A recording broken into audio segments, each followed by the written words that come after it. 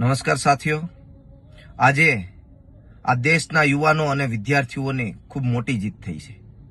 જે NEET paper leak થવાના કારણે લાખો વિદ્યાર્થીઓનું ભવિષ્ય જોખમાઈ ગયું હતું, એની સામે આ દેશના યુવાનો, વિદ્યાર્થીઓ અને ઝંઝટ દ્વારા જે સરકારની સામે એક લડાઈ ઊભી કરવામાં આવી હતી, આજે એ લડાઈની જીત થઈ છે. સાથીઓ, આ ધર્મેન્દ્ર પ્રધાને રાજીનામું આપ્યું નથી, પણ આ દેશના યુવાનો, આ દેશના વિદ્યાર્થીઓના આક્રોશે તેમને રાજીનામું આપવા માટે મજબૂર કર્યા છે. સાથીઓ, આ પેપર લીક એક ખૂબ જ આ દેશ માટે એક ગંભીર સમસ્યા બની ગઈ છે.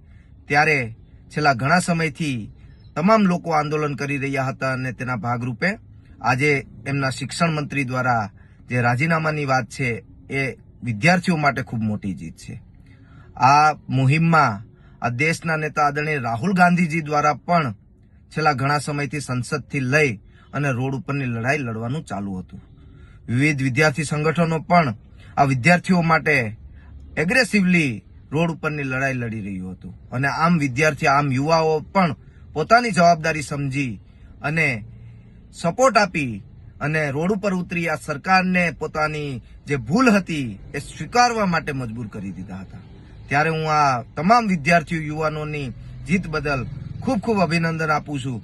આમ જ આપણે આપણા હક અને અધિકાર માટે લડતા રહીએ, જેથી કરીને સરકાર એ આવી ભૂલો કરતા બીવે અને આપણા ભવિષ્ય સાથે છેડા કરવાનું બંધ થાય, તે માટેના પ્રયત્નો થાય.